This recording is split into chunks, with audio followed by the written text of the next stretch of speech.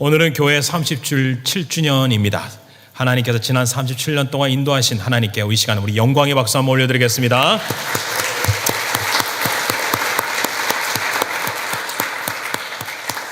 여러분 먼저 축복합니다. 여러분의 인생에도 하나님이 채우시고 공급하시고 흘러보내는 놀라운 축복의 통로가 되는 우리 성도님들의 생애가 되기를 예수님의 이름으로 축복합니다. 아멘.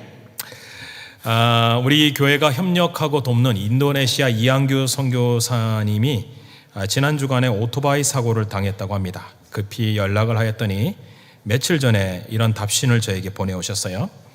얼굴에 6바늘을 보건소에서 꿰맨 건데 생각이 안 나고요. 후에 어깨와 갈비뼈 한 곳이 부러졌고 이빨이 2개가 나갔네요. 다리 오른쪽도 벗겨져 상처들이 나고 옷도 다 찢어져 있고요. 전혀 기억이 안 납니다. 어제 마을에 내려가 엑스레이를 찍으러 갔는데 갈비뼈가 부러진 줄 알았어요. 근처에 장로교 신학교 교수님과 목사님, 고등학교 학생들이 와서 음식도 빨래도 해주고 있네요. 참 고맙네요. 저희 딸들은 전화가 많이 옵니다. 발리 선교사님도 전화가 오고 다행히 머리뼈는 안 나간 것 같아요. 저를 발견한 운전수가 처음에 저를 죽었다라고 생각했으니 제가 완전히 정신을 잃었는가 봅니다. 여러 우여곡절 끝에 저는 지금 제 집에 돌아왔지만 조금씩 정신 차려가고 있습니다. 잠자고 일어날 때마다 옆구리가 걸리고 그러나 다행히 도우미들이 있어서 목사님 2분이나 함께 해주고 계십니다. 자연적으로 붙으려면 1달이 걸린다고 하네요. 그래도 지금은 조금씩 나아져서 집에 와서 치료하는데 소독약, 마데카솔, 후시딘, 파나돌, 누료펜으로 버티고 있습니다. 상처에는 알로에를 붙이고 있답니다.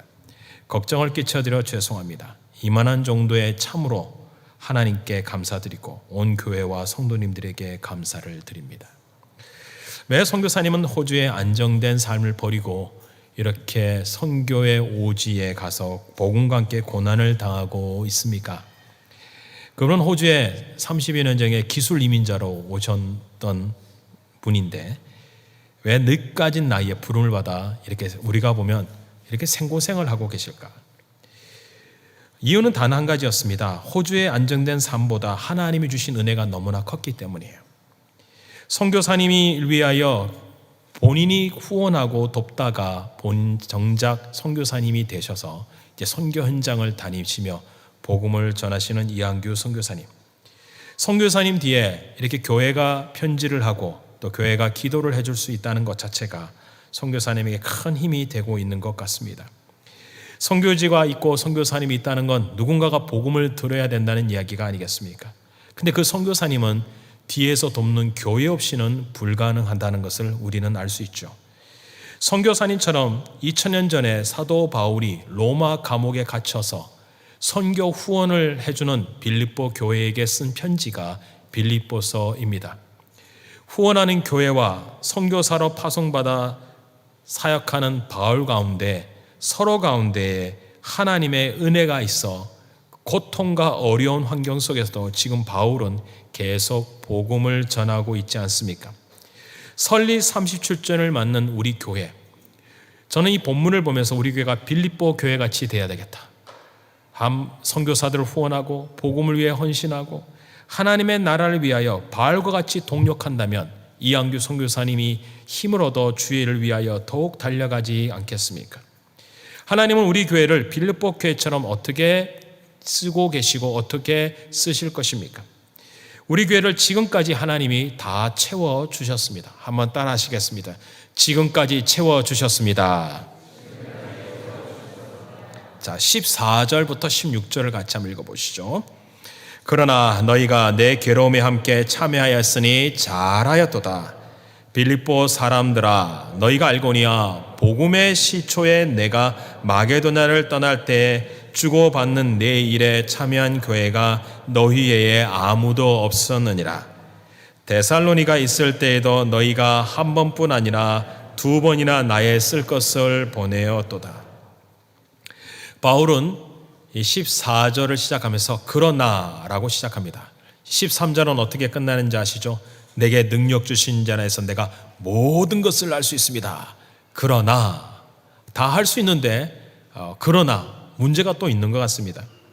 내가 헌금 없이도 버틸 수 있지만 보내어줘서 고맙습니다.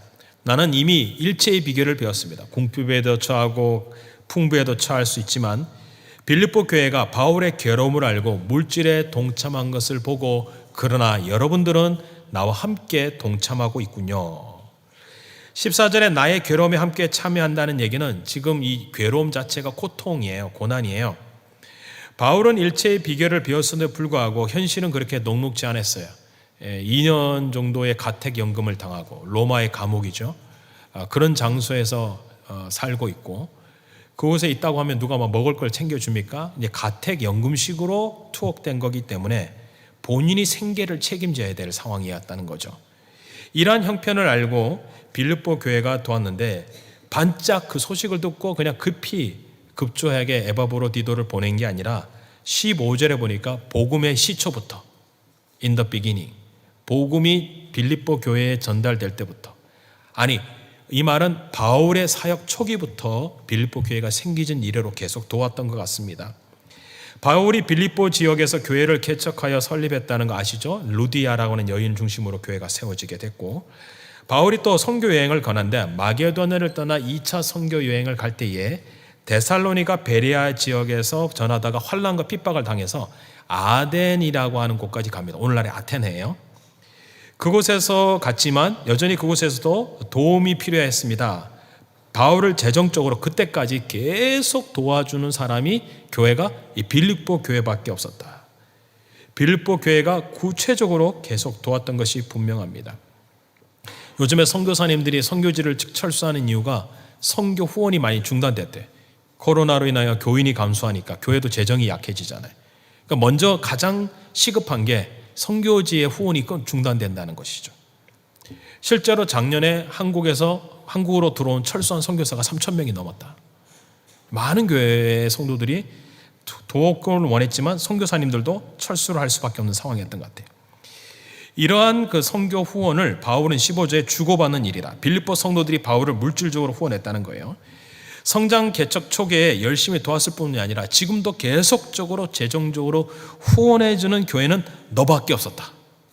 그러니까 중간에 무슨 교회가 뭐 도왔을지도 모르겠는데 빌립보 교회가 도왔는데 내가 기억을 해보니까 데살로니가에 있을 때도 그곳에서 교회를 개척했는데 빌립보 교회가 도와줬다. 헌금을 몇 번? 2번이나 했더라. 바울은 이런 빌립보 교회 헌금과 후원에 그냥 모른 채 한 게 모른 채로 일관하지 않고 감사의 표현을 하고 있다. 칭찬을 하고 있죠. 이유가 무엇인지 아십니까? 빌립보 교회가 재정적으로 넉넉해서가 아니에요. 여러분 돈이 많다고 선교하는 거나 돈이 많다고 해서 베풀 수 있는 건 아니에요. 오히려 돈이 없고 경제적으로 궁핍하고 생활이 좀 어려워도 자기 것을 쓰던 것을 줄여서 가난하고 어려운 형편에서도 정성껏 도왔기에 바울은 지금 감격하고 있습니다. 사도 바울은 빌립보 교회에 이러한 섬김을 잊지 않았어요. 빌립보 교회의 사랑과 호의에 감사하면서 그는 힘을 얻고 있지 않습니까? 옛말에 이런 말이 있어요. 섭섭한 것은 물에 새기고 사랑은 돌에 새겨라. 그는 지금 마음의 신비에 이걸 탁 새겨 놓은 것 같아요. 선교사님이 그냥 힘을 얻는 게 아닙니다. 교회가 돈을 보냈다고 힘을 얻는 게 아니라 그들의 눈물 어린 기도와 관심. 나는 외톨이가 아니구나. 지금 인도네시아 선교사님 나 혼자 이곳에서 이렇게 죽는 게 아니구나. 이런 생각을 했을 겁니다. 가족도 있고 뒤에서 후원하는 교회도 있고. 바울은 빌립보 교회의 사랑에 감사한다고 이야기하며 다시 복음을 위해 달려가고 있지 않습니까? 빌립보 교회의 선물 그리고 바울의 감사가 서로 순환이 이루어지고 있어요. 여러분 누군가가 복음을 받아들인 것에 달았다면 그 복음을 받아들인 감격에서 또 복음을 전하게 되죠. 그리고 누군가가 그 복음을 받아듣고 또 전하게 되죠. 복음은 꼬리에 꼬리를 물고 서로 그 복음이 돌아가서 하나님의 나라가 확장해지는 것이죠. 이처럼 사랑과 감사는 선교를 지속적으로 하고 하나님의 은혜로 계속 역사하는 거죠.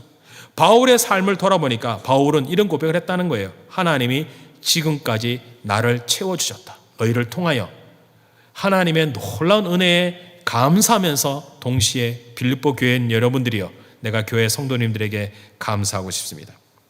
사랑과 감사가 서로 이어가게 합니다. 김만영 원로 목사님의 추모 예배가 어제 있었습니다. 목사님은 불교 가정에서 태어났어요.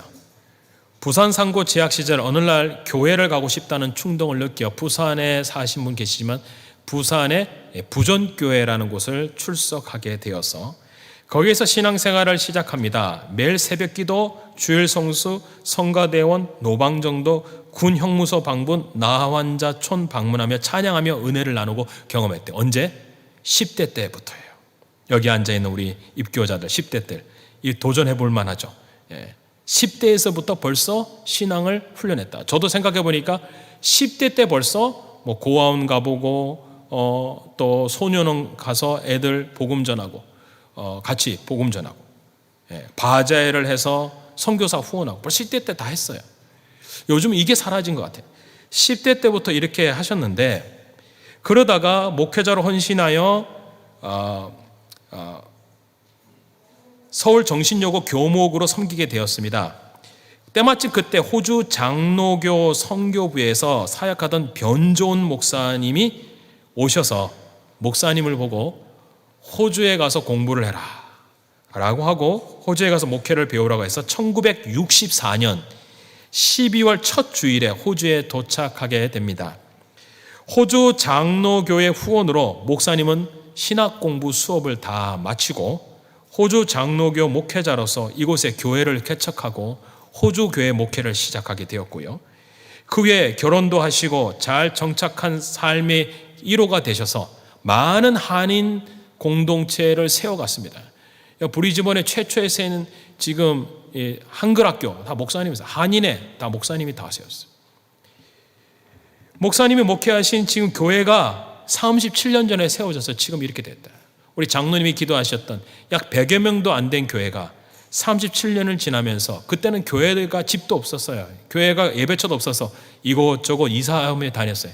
새빵살이에 서러움 살아보신 아시잖아요. 렌트에 살아본 경험을 살아본 사람은 정말 힘들잖아요. 근데 지금 이 교회가 생겼다. 40평 위에 지금 여러분 이 교회가 눈에 보이는 게 다가 아니에요. 저기 숲이 있어요. 40평 위에 이제 1000여 명에 되는 성도가 모이는 교회가 되었다.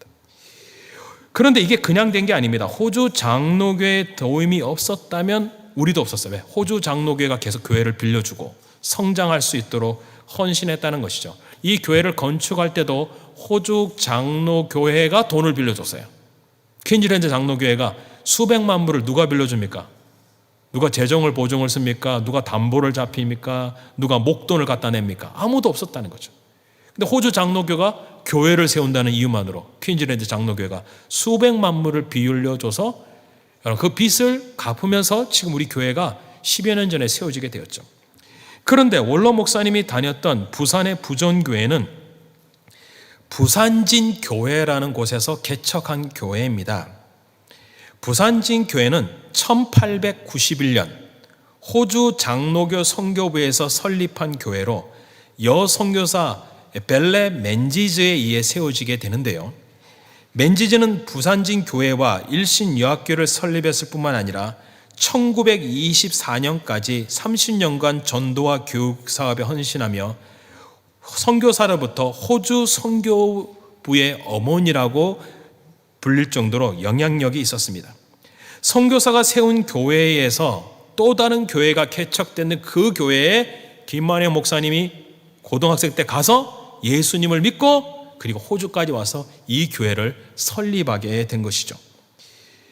우리는 호주 교회의 빚을 지고 있지만 더욱 놀라운 것은 호주 장로교의 빚을 굉장히 지고 있다. 1899년부터 1942년이 한국이 그때 조선이란 나라죠. 우리 자녀들 알지가 모르겠는데 조선이란 나라에 그때 우리를 지배하던 나라가 있었죠. 1919년부터 한일합방 이후로 일본이 점령하던 그 일제제국의 핍박의 환란기를 거칠 때 호주에서 130명의 선교사가 파송되었어요. 호주 장로교 한국 선교사 1889년부터 1941년 책을 보면 호주에서 가장 먼저 파송된 사람이 호주 장로교 선교사인데 헨리 데이비스. 한국에 파송한 이래로 오자마자 얼마 되지 않아 순교했죠. 1941년 와킨스까지 파송하는데요. 50년간 호주 장로교회에서 78명의 선교사를 파송했어요. 그러니까 130명 중에 반 이상이 호주 장로교회, 우리가 속해 있는 여기에서 선교사가 파송했는데, 그들이 가서 선교한 지역이 어디냐? 부산 경남 지방이었다는 거예요. 부산, 진주, 마산, 거창, 통영. 혹시 그곳 고향이 출신인 분 있어요? 이들이 가서 전도, 교육, 의료, 구제, 자선, 학교를 세우고 병원을 세웠다. 그 영향력이 지금도 남아있고 그때 경남 일대가 발전하게 됩니다. 그리고 그 선교사님의 영향을 받다 또 우리는 지금까지 여기 와 있지 않습니까? 한국의 잃어버린 영혼을 찾아 호주 장로교회 성도들이 그때 이 선교사님들을 보내놓고 가만히 있었나요? 어떻게 했어요? 선교사님을 보내면 교회는 인원이 제한되어 있고 교회에 쓸 수 있는 돈은 제한적이잖아요. 그래서 그때부터 호주 장로교회에서 생겨난 게 여전도회, 남전도회. 우리 교회는 현재 없는데, 여전도회, 남전도회가 친목단체가 아니라 선교를 위해서 모인 거예요. 구제하기 위해서. 선교사님들을 재정적으로 어떻게 호응할까? 크리스마스 되면 선물이라도 하나 보내자. 이렇게 시작된 게 전도회였어요. 지금은 호주 장로교단이 그렇게 복음을 영향력 있게 펼치다가 에이즈 케어도 했었어요. 근데 그게 적자가 됐습니다. 잘못 운영이 되었죠. 그러면서 재정적 위기를 맞고 있는 상황 속에 우리가 복음의 빛을 진 한인교회로서 할 수 있는 역할이 무엇일까? 그게 바로 우리가 할 수 있는 것은 빨리 이 빛을 갚는 거예요. 재정적 부담을 좀 덜어주는 거예요. 그러니까 여러분 건축 헌금을 이제 작정 이렇게 내라고 하고 설립 헌금을 내라고, 어떤 분 헌금을 하면 무조건 막 염증을 느끼시는데, 복음의 빛을 졌잖아요. 복음의 빛. 호주 장로교회가 복음을 전해서 호주 교회에 와서 우리 여러분이 다니는 교회가 호주 장로교단이에요. 교회가 돈을 안 빌려줬으면, 교단이 돈을 안 줬으면 이 교회는 여러분 이민자의 능력으로 디아스포라 교인들로 이렇게 큰 교회, 10,000평의 이 교회를 세울 수 있다고 생각하십니까? 하나님은 지금까지 37년 동안 교회를 채우셨습니다. 은혜로 채우셨습니다. 그 은혜로 채우신 하나님께 복음의 빛을 갚고자 우리가 나간다면, 우리가 선교사님을 더 돕고 교회를 세우고 다음 세대를 준비한다면, 하나님의 복음의 릴레이는 우리를 통하여 계속적으로 증거된다는 사실을 여러분 믿으시기를 바랍니다. 호주 장로교회에 감사하고 바울처럼 동력자가 되어야 되지 않겠습니까? 그래서 저는 이런 생각이 왔어요. 호주 장로교회에 대해 고맙다라고 인사를 해야 되겠구나. 많은 분들이 이런 생각이야. 그러면 지금까지 채우셨으니까 이제는 우리가 알아서 하죠. 그러면 우리가 드려지는 것이 어떻게 되는 겁니까? 하나님이, 여러분이 모든 것을 하나님이 채우시는 거예요. 그러니까 교회를 위하여 봉사하고 섬기는 모든 것들이 하늘에 채우신다는 것을 바울이 두 번째로 이야기합니다. 한번 따라 하시겠습니다. 하늘나라에 채우시리라. 자, 17절 18절을 같이 한번 읽어보시죠. 같이 읽습니다. 내가 선물을 구함이 아니요 오직 너에게 유익하도록 풍성한 열매를 구함이라. 내게는 모든 것이 있고 또 풍부한지라. 에바브로 디도편에 너희가 준 것을 받음으로 내가 풍족하니 이는 받으실 만한 향기로운 제물이요 하나님을 기쁘시게 한 것이니라. 바울은 자신을 돕는 빌립보 교회 성도들에게 삶의 유익을 위기 위해 기도합니다. 유익이라는 단어는 하나님이 너의 인생 가운데 장부를 볼 때 계산하셨다. 그러니까 수입을 계산하셨다. 또 풍성한 열매라고 하죠. 17절에 풍성한 열매. 이건 투자로 얻은 이익 배당금을 뜻해요. 그러니까 고대 사회의 장사 용어예요. 너가 뭔가 투자했다면 배당금을 얻어야 된다. 너희들은 어디에 투자했느냐? 하늘나라에 투자했다는 거예요. 헌금이 그런 뜻이라는 거예요. 하늘나라에 투자했는데 영적인 투자를 했던 너희들의 하늘나라의 구자의 계좌에 이자가 많이 붙어서 하나님이 너의 삶 가운데 원금과 이자 플러스 넘쳐나는 영적 배당금이 풍성해지기를 바울이 지금 기도하고 있죠. 사람들이 막 비트코인 막 이러면서 엄청난 배당금을 얻으려고 노력을 하는 것처럼 바울은 바로 영적인 배당금이 너희 삶 속에 있다. 보이지 않는 그 계좌에 돈이 늘어나는 걸 그렇게 좋아하는 것이 오늘날 세대잖아요. 우리 안에 보이지 않는 계좌가 있다는 거예요. 여러분 각자 여러분의 천국의 계좌가 있어요. 거기에 영적 하나님의 배당금, 여러분을 향한 그 배당금이 엄청나게 많아지리라. 바울은 에바브로 디도를 통해 빌립보 성도들의 헌금을 이미 잘 받았고 전액을 수용하였지만 이것이 주신 것을 감사할 뿐만 아니라 그들의 헌신에 고마웠다는 거예요. 이게 왜 하나님께 드려지게 된 것이냐? 바울이 고백하잖아요. 너희가 준 것은 하나님이 받으시는 향기로운 제물이다. 교회에다 냈다는 의미가, 사람에게 베풀었다는 의미가 하나님이 받으셨다는 거예요. 그런데 이것으로 끝나지 않죠. 하나님이 기쁘시게 하는 것이더라. 여러분, 사람의 제일 된 목적이 뭡니까? 하나님을 기쁘시게 하는 거잖아요. 하나님을 기쁘시게 하신다는 얘기는 하나님이 다 하신다는 거예요. 여러분, 하나님이 기뻐한다면 내 삶에도 기쁨이 없을까요? 하나님이 기뻐하는데 내 삶에 기쁨이 없을 리가 없죠. 당연히 기뻐하죠. 오늘날 많은 사람들이 자신을 위해서 쓸 때 기뻐합니다. 맛있는 거 사 먹고, 내 물건 사고, 명품 사고, 뭐 집을 사고, 차를 사고, 물건을 사고. 여러분, 그런데 지나고 나서 그때 사는 것 때문에 막 기뻐하고 즐거워할 사람은 없어요. 살 때 그 순간이에요. 하지만 여러분, 내가 베풀었던 것은 지나고 보면 내가 그때 그분을 도와줬는데 그분이 지금 잘 산대요. 기분이 좋아요. 내가 그때 선교 헌금을 했는데 선교사님이 그 선교 현장에서 힘을 얻고 지금 열심히 달려간대요. 생각만 해도 기쁨이 되는 것이죠. 하나님도 마찬가지예요. 여러분이 드린 그 예물이 너가 하나님 나라를 위하여 잘 쓰는구나, 하나님의 기쁨이 생각하면 그 기쁨이 우리에게 전해지지 않겠습니까? 바로 하늘나라의 보화를 쌓는 겁니다. 하나님을 기쁘시게 하는 삶의 기쁨이 있다면 이걸 맛봐야 된다는 거예요. 여러분, 어디서 기쁨을 찾으세요? 나를 위해서 사는 거에 기쁨 아니라는 거예요. 하나님의 기쁨이 되는 것이 인생의 목적이 분명하다면 하나님을 기뻐하시는 일을 해야 되지 않겠습니까? 한국에 치료차 가셨던 통가의 박종균 선교사님, 우리 장로님이 방금 기도하셨지만 건강 이상이 생겨 한국에 수술을 받으러 왔는데 한 달 전에 연락이 오셨어요. 수술비가 굉장히 많은 돈이었습니다. 그래서 선교팀에게 얘기하고 또 교회에서 같이 기도하고 하다가 그 수술비가 반으로 뚝 떨어졌어요. 그래서 제가 우리 당회원들과 또 성도님들 아는 분들이 또 십시일반해서 나머지 모든 비용을 다 충당할 수 있도록 했습니다.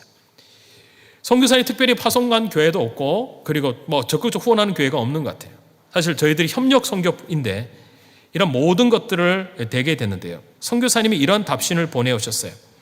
하나님의 은혜와 목사님과 브리즈번 한인 장로교회 기도의 덧택에 수술을 잘 마쳤습니다. 목사님께서 간절히 기도해 주시니 놀랍도록 빨리 회복될 것입니다.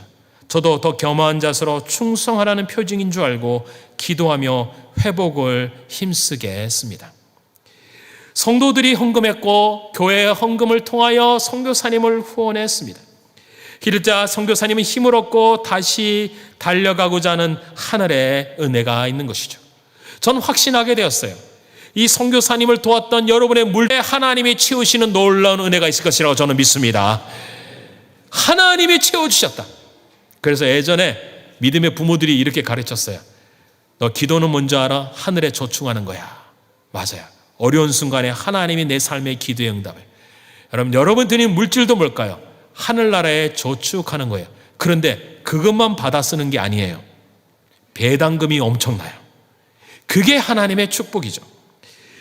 하나님의 진정한 축복을 맛보기 원하신다면 하나님의 나라 위에 한번 써보세요. 그러면 설교를 듣다가 이런 생각을 할까요? 목사님, 그건 하늘나라에 쌓이는 거니까 현실에는 돈이 필요합니다. 하나님의 축복하시길 원합니다. 그래서 바울이 뭐라고 말하느냐? 한번 따라 하시겠습니다. 모든 필요를 채워주시리라. 자, 19절 20절 같이 한번 읽어볼게요. 시작.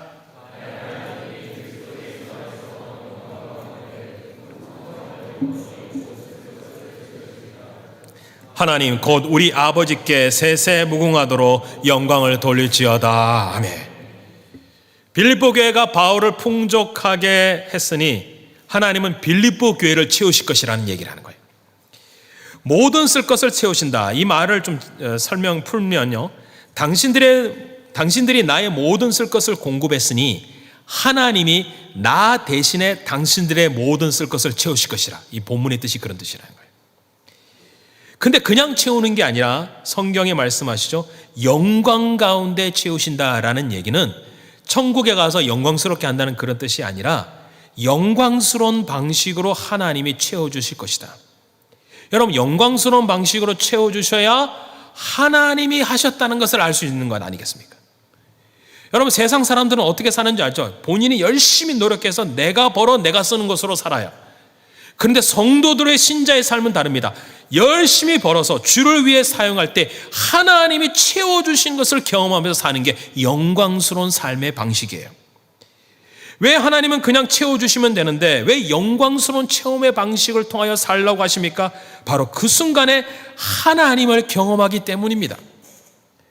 구하는 것과 생각하는 넘치도록 하나님이 공급해 주실 것을 기다리며 영광스러운 방식으로 하나님이 우리를 채워주신대요. 그래야 하나님이 영광받지 않을까요? 여러분이 벌어서 여러분이 쓰는 것 누가 영광받습니까? 본인이죠. 그러나 하나님이 공급하셔서 하나님께 쓰면 여러분 하나님이 영광받는 거예요. 복음을 위하여 성교나 교회를 위하여 물질과 시간으로 섬기는 것 하나님께서 이 땅에 우리를 채우시는 하나님의 방법이에요. 그러니까 교회를 그냥 다니고 나만을 위하여 살아가는 사람들은 하나님의 공급하심, 하나님의 채우심을 경험하지 못합니다. 그런데 하나님이 교회를 위해 사용하게 하고 교회를 위해 시간을 드리고 물질을 드리고 삶을 들고 달란트를 쓸 때에 여러분 교회에 나오셔야 되잖아요. 그러면 시간이 남보다 모자르죠. 교회에다 물질을 드리잖아요. 그럼 남보다 돈을 수입이 가지고 있는 저축이나 이런 게 줄어들죠. 그리고 남들보다 또 봉사도 해야 되죠. 그럼 세상과 경쟁력이 맞지 않아요. 그런데 하나님이 공급하신다. 바울은 하나님이 누구냐고 고백합니까? 아버지이기 때문에 가능하다는 거예요. 하나님 아버지께서 채워주시리라. 여러분 아버지는 다 아세요. 그래서 예수님 주기도문에 이런 기도했잖아요. 하늘에 계신 우리 아버지요. 아버지는 여러분의 필요를 다하십니다. 여러분의 모든 걸 채우실 것입니다. 그 확신 속에서 바울은 살고 있습니다. 현재 없고 있고가 문제가 아니에요. 하나님은 채우실 것입니다. 하나님은 공급하실 것입니다. 여호와 일에 하나님이 나의 모든 것을 채워주실 것입니다. 바로 이것이 바울 안에 있는 확신이었어요. 여러분 오늘 교회를 봉사하고 교회를 위해 여러분 헌신하면서 이런 확신이 없다면 여러분 어디서 보상을 받기를 원하십니까? 어디서 위로를 받기를 원하십니까? 어디서 하나님이 도우셨다고 고백하기를 원하십니까? 바로 하나님의 나라의 일은 이렇다는 거예요. 우리가 주를 위해 사용하면 하나님이 나를 위하여 역사하시라. 내가 주의 일을 하면 주님이 내 일을 하시리라. 내가 주를 위해 살면 주님이 내 자녀를 돌보시리라. 저는 이 설교를 마무리하면서 하고 있는 중에 이한규 선교사님이 어쩌내게 늦게 다시 연락이 오셨어요. 그래서 설교 원고를 다시 좀 정리를 하면서 선교사님의 메시지의 내용을 여러분과 나누기를 원합니다. 저는 지금 병원에서 뇌졸중 전 단계라고 진단을 받았습니다. 머리가 떨어지시면서 이제 머리를 다치신 것 같아요. 그래서 병원에서 이제 중풍 증세가 보인다라고 해서 했다고 했습니다. 온 교회와 사랑하는 주님 그리고 동력자 모든 분께 죄송한 마음만 가득하네요. 갑작스럽게 일어난 일이고 또 죽지 않음에 다행이라 현진일도 많이 도와서 저도 어떨떨합니다. 지금 다시 기억이 없어지고 재발 위험으로 인해 자세한 치료들이 필요한 상황인 것 같습니다. 모든 게 아쉽고 모든 게 안타깝고 그렇지만 오직 능력 되신 하나님께서 이 일로 인하여 저를 이끄시고 더불어 맡겨드리고 감사드리고 지금 복귀 준비하고 있습니다. 2017년 10월 장기 선교 길을 선택했고 2018년 2월 파송받아 4년이 지났는데 선교 준비차 신학교까지 50세에 시작해요. 이제 59세가 되었으니 참 주님께 죄송합니다. 섬길도록 기회를 주신 하나님께 감사를 드릴 뿐이고요. 현재 머리 상처도 어느 정도 나았고 얼굴 씨발도 빼었고 옆구리 뼈 부러진 것도 자동적으로 붙어가고 있고 이러다 눕고 일어날 때만 혼자 힘든 상황이고 부러진 이빨 두 곳도 호주 가서 떼우기로 하고 다리의 상처들도 현재 조금씩 나아지고 있어요. 이래 보이지 않는 곳에 하나님께서 기도해 주시고 주님의 은혜를 간구하는 온 교회와 성도님 그리고 목사님께 깊이 감사드리고 사랑하는 주님께 죄송한 마음 기쁨 올려드리며 호주의 어려운 시기에서 잘 안전하게 입국되어지기를 구합니다. 할렐루야 할렐루야.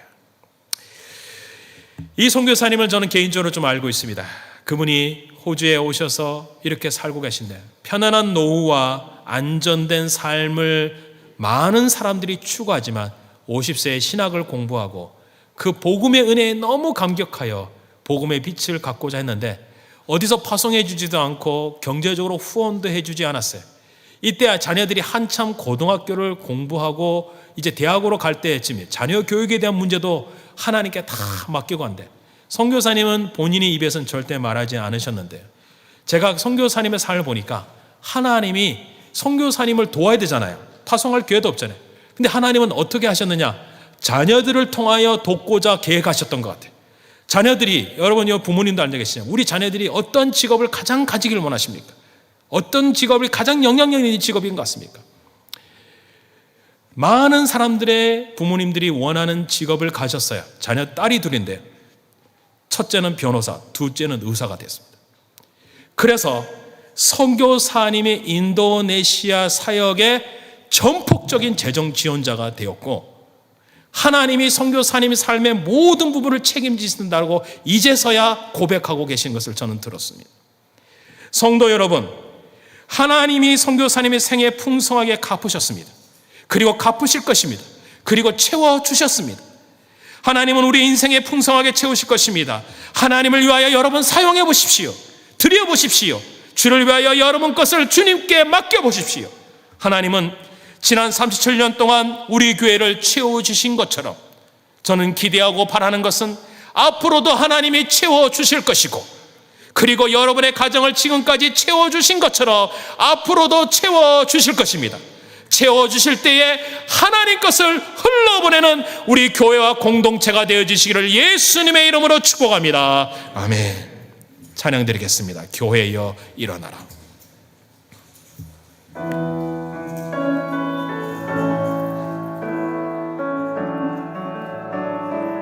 교회여 일어나라. 주께서 보내시니 두려움과 실패 내려놓고 교회여 일어나라. 교회여 일어나라. 주께서 보내시니 우릴 부르신 삶의 자리에서 교회여 일어나라. 우린 세상의 빛 하나님의 편지 주의 교회 통해 세상의 죄를 버리라. 일어나라. 아버지 사랑을 보